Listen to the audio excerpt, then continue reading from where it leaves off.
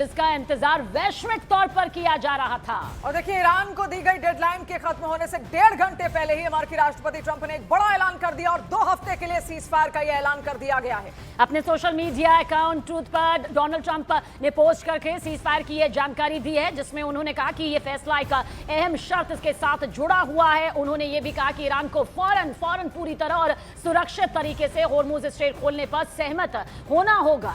और देखिए, ट्रंप ने इस फैसले को दोनों पक्षों की ओर से सीज फायर भी बताया और ट्रंप के अनुसार ईरान ने 10 बिंदु वाला एक प्रस्ताव भी यहां पर दिया है, जिसे बातचीत के लिए एक व्यवहारिक आधार माना जा रहा है। और उन्होंने कहा कि अमेरिका और ईरान के बीच पहले से विवाद के अधिकांश मुद्दों पर सहमति बन चुकी है और साथ ही 2 हफ्ते का ये वक्त समझौते को आखिरी रूप देने के लिए दिया गया है। जैसा कि कहा भी जा रहा है कि ये कोई पूर्ण विराम नहीं है, लेकिन ये वो वक्त है जब 2 हफ्ते का ये वक्त यहां पर दे दिया गया है। ईरान का दावा है कि यूएस ने उसकी शर्तें मान ली है, यानी कि जो 10 शर्तें यहां पर रखी गई उसके लिए अमेरिका तैयार है।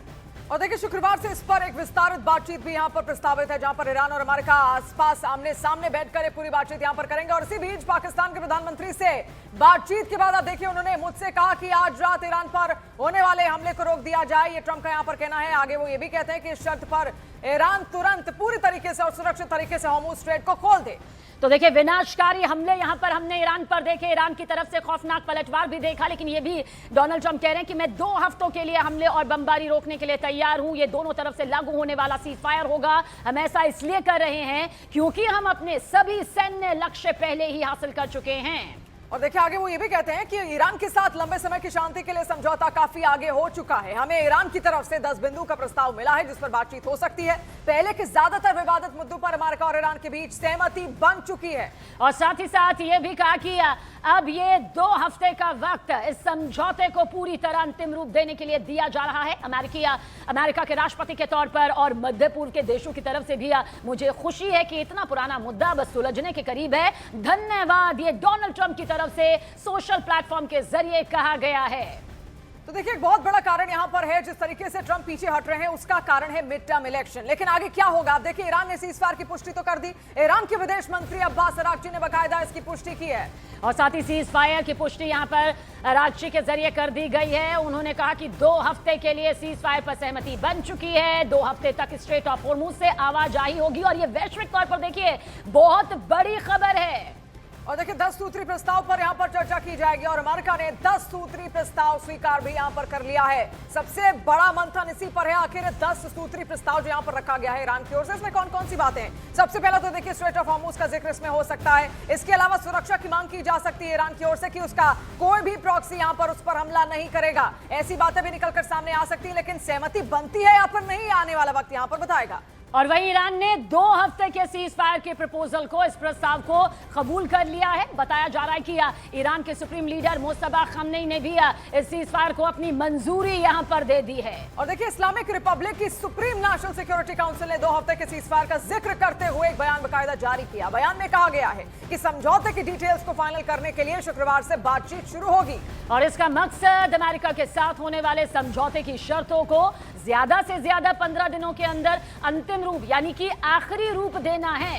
और ईरानी नेशनल सिक्योरिटी काउंसिल ने यह भी साफ कर दिया है कि समझौते में होर्मुज स्ट्रेट से गुजरने को लेकर नियम तय किए गए हैं, जिनका पालन ईरानी सेना के साथ कोऑर्डिनेशन में किया जाएगा। तो फिलहाल 2 हफ्ते का ये सीज फायर जिसका ऐलान यहां पर कर दिया गया है। अब ये वक्त की मांग है, दबाव है, या फिर वाकई आमने सामने की वो जंग है जिसका विनाशकारी स्वरूप 1 महीने से ज्यादा का वक्त गुजर चुका है और ईरान इजराइल ने दोनों ने देखा है। अमेरिका को हालांकि ये बता दे अरबों खरबों डॉलर का नुकसान यहां पर जरूर झेलना पड़ा है, जिसके चलते कई बड़ी कंपनीज के साथ हथियारों की ये डील भी यहां पर हुई है। लेकिन फिलहाल बड़ी खबर यही है कि 2 हफ्ते के लिए ये सीज फायर यहां पर ऐलान कर दिया गया है। तो देखिए, सीज फायर ऐलान के बावजूद इजराइल पर हमले लगातार अब भी जारी हैं, जहां सेंट्रल इजराइल में ईरान का सबसे ताजा तरीन हमला यहां पर देखने को मिला। मिसाइल के जरिए हमला यहां पर किया गया है। उस वक्त तो खबर भी हमने यहां पर आप तक पहुंचाई थी। क्लस्टर बमों का इस्तेमाल ईरान लगातार अब भी कर रहा है और इसीलिए सवाल यही उठ रहे हैं कि सीज फायर हुआ तो है, लेकिन क्या ये जो बात है ये ग्राउंड जीरो तक पहुंची है। रिफत अब्दुल्ला हमारे सहयोगी लगातार इजराइल से ही तेल अवीव से हमारे साथ जुड़े हुए हैं। रिफत, चाहेंगे एक बार फिर से तस्वीरें वहां पर दिखाएं। अभी क्या कुछ शांति हुई है? क्या उस क्लस्टर बम के अटैक के बाद फिर से वहां पर मिसाइल गिरी? देखिए, बिल्कुल एक बार फिर से सायरन बजी, एक बार फिर से अटैक हुआ। अभी भी लोग जो है वो यहाँ पे अंडरग्राउंड बंकर्स में है ये देख सकते हैं आप, पूरा सन्नाटा छाया हुआ है टेल अवीव में। और जहां पे भी गाड़ियां चल रही थी वो वहां पे ही रुक गई, क्योंकि लोग चले गए हैं अंडरग्राउंड बंकर्स में। फिर से सायरन बजी, हालांकि फिर से हमला हुआ और अभी लोग अंदर ही हैं, क्योंकि अभी अलर्ट नहीं आया है उनको बाहर निकलने का। यहाँ आप देख सकते हैं, मैं पूरा अगर 360 यहाँ पे पैन करूं और आपको यहाँ पे मेरे बगैर कोई नहीं दिखेगा, खाली मैं यहाँ पे हूँ। बाकी सारे लोग जो हैं अभी अंडरग्राउंड बंकर्स में हैं, क्योंकि यहाँ पे अभी सायरन बजी थी, अटैक हुआ है।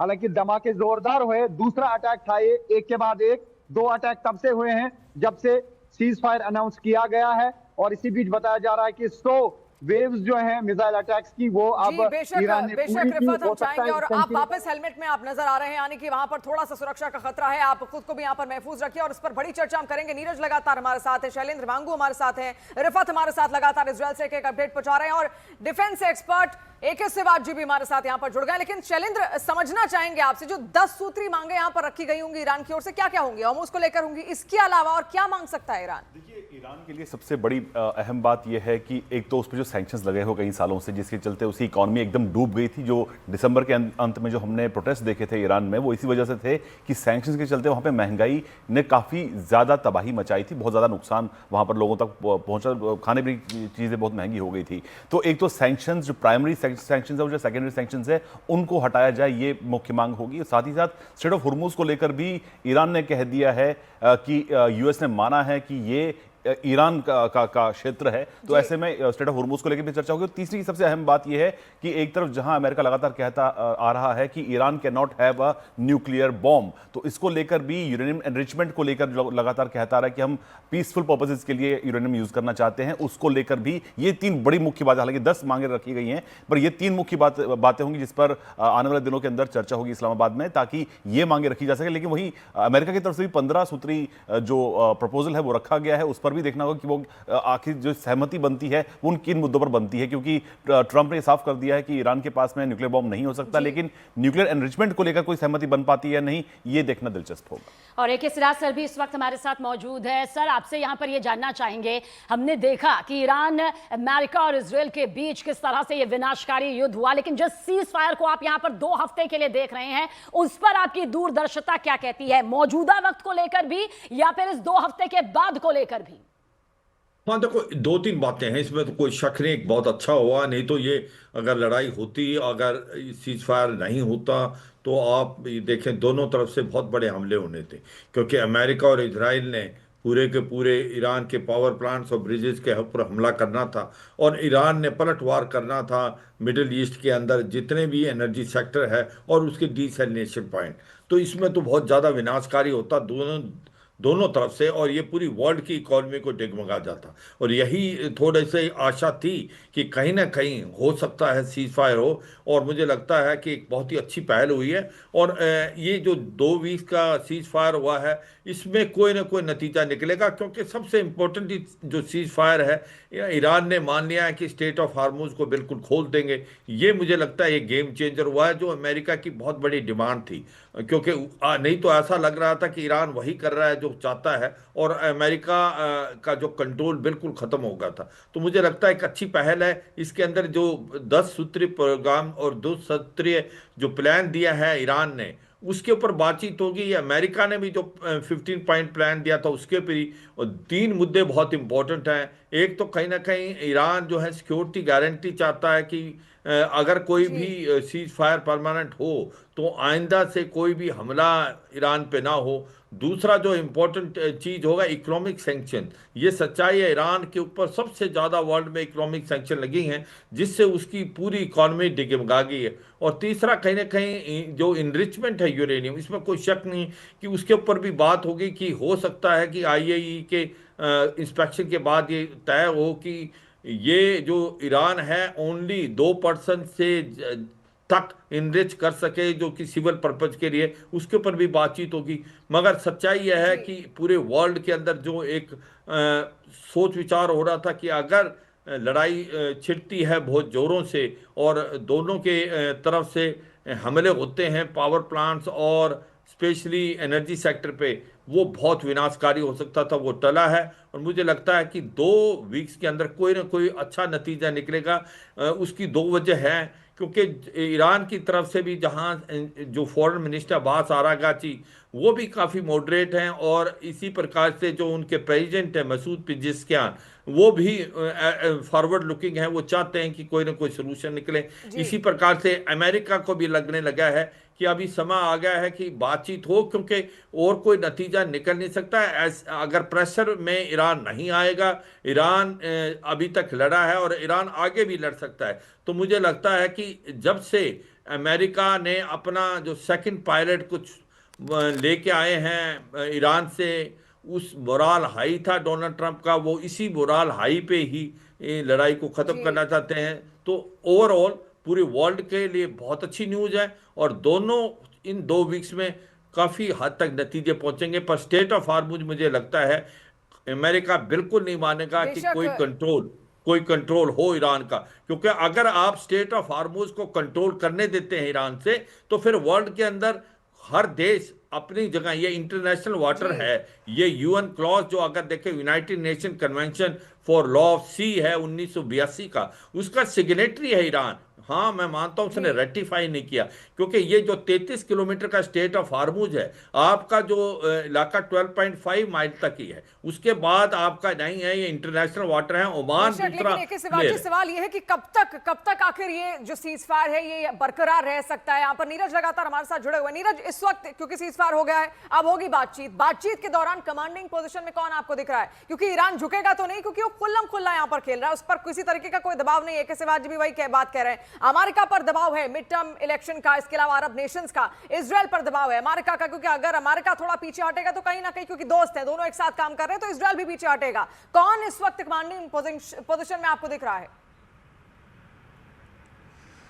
देखिए, इस संघर्ष विराम के बाद कहीं ना कहीं ईरान अपर हैंड में है, लेकिन जो 10 सूत्रीय मांगे हैं वो सभी मांगे अमेरिका मानेगा, इस बात की उम्मीद कम है। देखिए, एक तो सुरक्षा की गारंटी के तहत ईरान चाहेगा कि अमेरिका और इजराइल की तरफ से उन पर भविष्य में कोई हमले नहीं हो, इस बात को अमेरिका और इजराइल की तरफ से मान लिया जाएगा। हॉर्मुज के कंट्रोल को लेकर दोनों के बीच लंबी बातचीत हो सकती है कि दिया जाए या न दिया जाए, इसकी भी उम्मीद कम है।